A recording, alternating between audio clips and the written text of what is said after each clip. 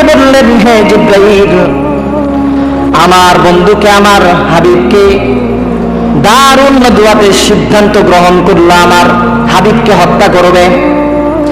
আমি আল্লাহ পাক রব্বুল আলামিন আমার নবীকে অনেক যুদ্ধের জন্য আমি আদেশ দিব, আমি আমার নবীকে আমি মদিনার জন্য সিলেক্ট করব।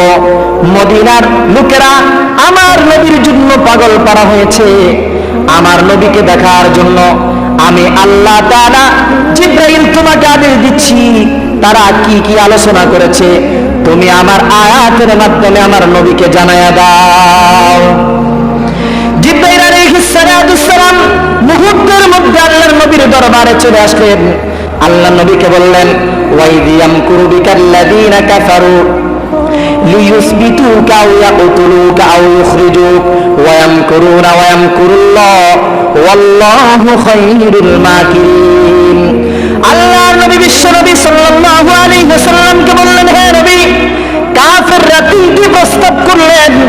এক নম্বর প্রস্তাব হলো আপনাকে গ্রেফতার করার জন্য, দুই নম্বর প্রস্তাব হলো আপনাকে দেশান্তর করার জন্য, তিন নম্বর তাদের প্রস্তাব হলো, তাদের সিদ্ধান্ত হলো যে আপনাকে হত্যা করার জন্য।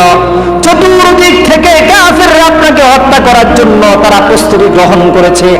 আল্লাহ পাক রব্বুল আলামিন আপনাকে আদেশ দিচ্ছে, আপনাকে পারমিশন দিচ্ছে, ইজাজত দিচ্ছে মক্কা নগরী থেকে আপনি মদিনায় হিজরত করার জন্য।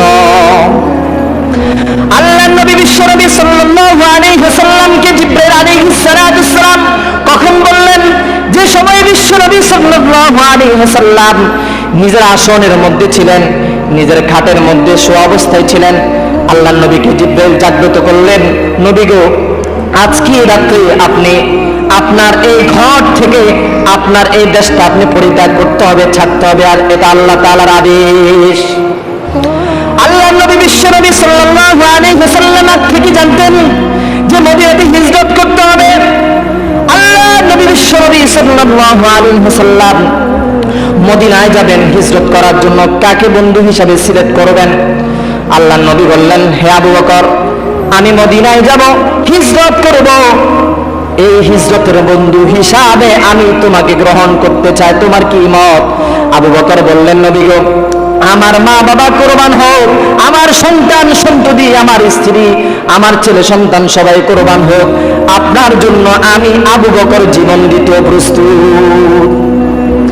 আল্লাহর নবী বিশ্ব নবী সাল্লাল্লাহু আলাইহি ওয়াসাল্লাম ঘর থেকে বের হচ্ছিলেন, দেখতেছেন যে সব গোত্রের যুবকেরা ধারালো তরবারি নিয়ে রাসূলের সামনে দাঁড়ায়, দণ্ডায়মান আছেন, দাঁড়ানো আছেন।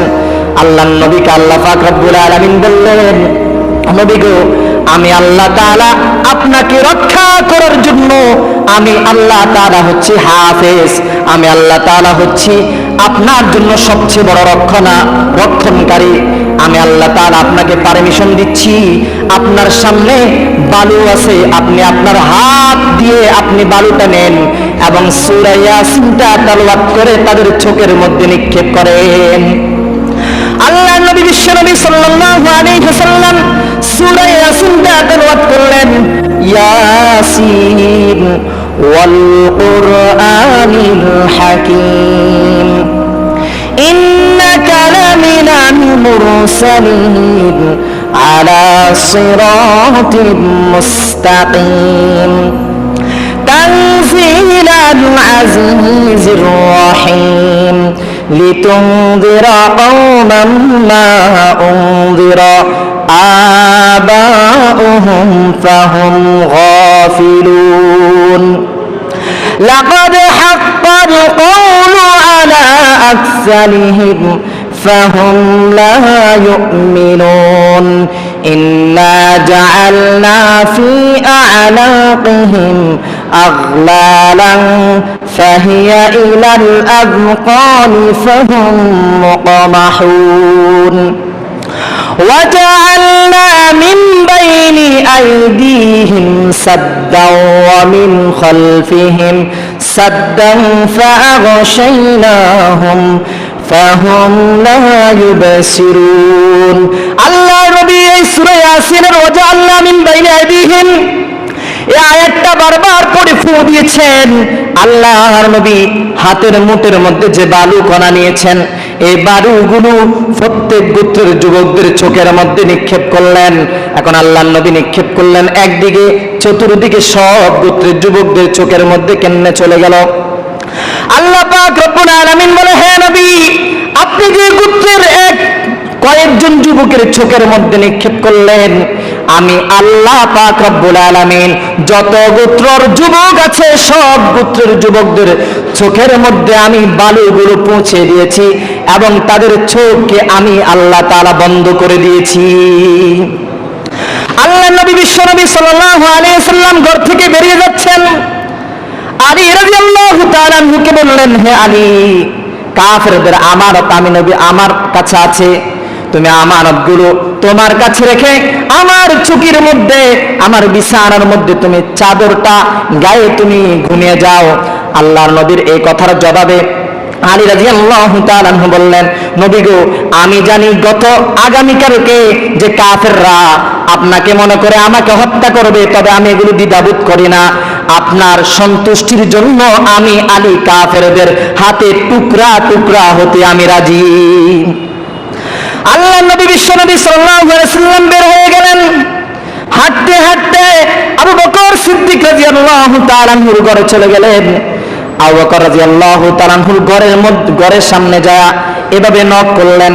আবু বকর হঠাৎ করে ঘুম থেকে উঠে আল্লাহ নবীর জবাবে বললেন, লাব্বাইকা ওয়া সাদাইকা ইয়া রাসূলুল্লাহ, হে নবী, আপনাকে স্বাগতম, হে আল্লাহর রাসূল। আবু বকরকে আল্লাহর নবী বললেন, আবু বকর, ঘুম থেকে তো জাগ্রত করার জন্য কয়েকবার তো মানুষকে জাগ্রত করতে হয়, কয়েকবার তো ডাকতে হয়।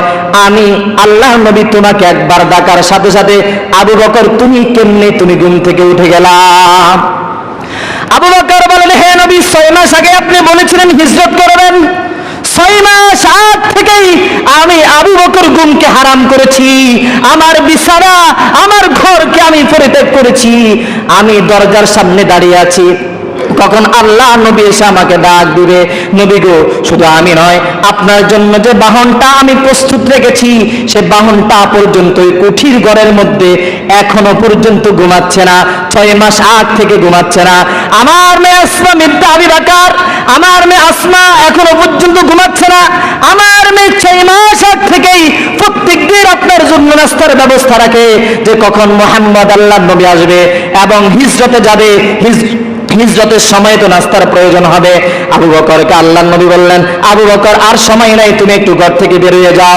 আল্লাহর নবীকে আবু বকর সাথে নিয়ে বাহনের উপর উঠে আল্লাহর নবীকে নিয়ে যাচ্ছেন। আবু বকর একবার সামনে যায়, একবার পিছনে যায়, একবার পাশে যায়, আবার আরেক পাশে যায়। আল্লাহর নবী বলেন, আবু বকর, তুমি একবার সামনে যাও আবার পিছনে যাও কেন? এটার কারণটা কি? আবু বকর বলে, চতুর্পাশ থেকে দুশমন। হে নবী, আমি যখন সামনে যাই তখন আমি মনে করি যে পিছন থেকে আপনাকে দুশমন আক্রমণ করতেছে, আমি যখন ডানে যাই তখন মনে হয় যেন আপনাকে বাম থেকে আপনাকে আক্রমণ করতেছে। নবী গো, আমি আপনার মহব্বতে চতুর্পাশে আমি মোরগের মতো একবার এদিকে গুপ দিই, একবার এদিকে লাফ দিই, আবার ডান দিকে লাফ দিই, আবার পিছনের দিকে লাফ দিই। নবী গো, আপনার জন্য আমার জান কোরবান হোক। বিশ্বনবী সাল্লাল্লাহু আলাইহি ওয়াসাল্লাম আবু বকরকে নিয়ে গেলেন। এখন গারে সুরের মধ্যে অবস্থান করবেন। আবু বকর বললেন, নবী গো, এই গারে সুরের মধ্যে আপনি একা একা অবস্থান করতে পারবেন না, এটা তো অনেক উঁচু পাহাড় এবং এটার মধ্যে তো পাথর আছে, আপনার পা তো ছড়িয়ে যেতে পারে, আপনার পা তো ক্ষত বিক্ষত হতে পারে। আমি আবু বকর থাকতে আপনাকে একা একা এখানের মধ্যে উঠতে দিব না।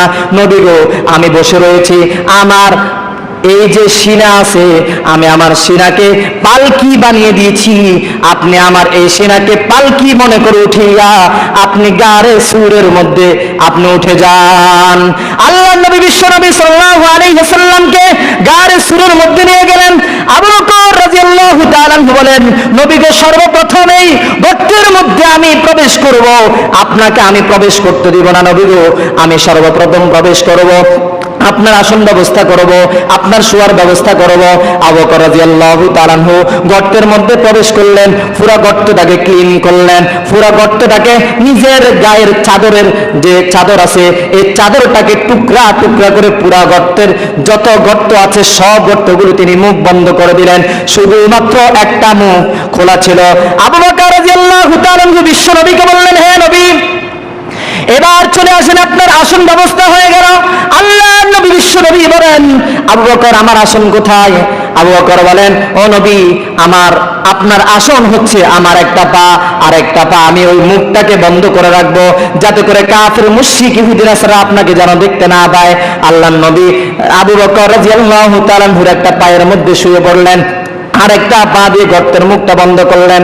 হঠাৎ করে একটা জঙ্গলি সাপ এসে আবু বকর রাদিয়াল্লাহু তাআলা আনহুর পায়ের মধ্যে কামড় দিলেন। আবু বকর রাদিয়াল্লাহু তাআলা আনহুকে কয়েকবার কামড় দেওয়ার পরে আবু বকর রাদিয়াল্লাহু তাআলা আনহুর চোখ দিয়ে পানি পড়তেছে এবং রক্ত টপ টপ করে পড়তেছে। আল্লাহর নবী বলে, আবু বকর, তোমার বাড়ির কথা মনে হয় যেন মনে পড়ে।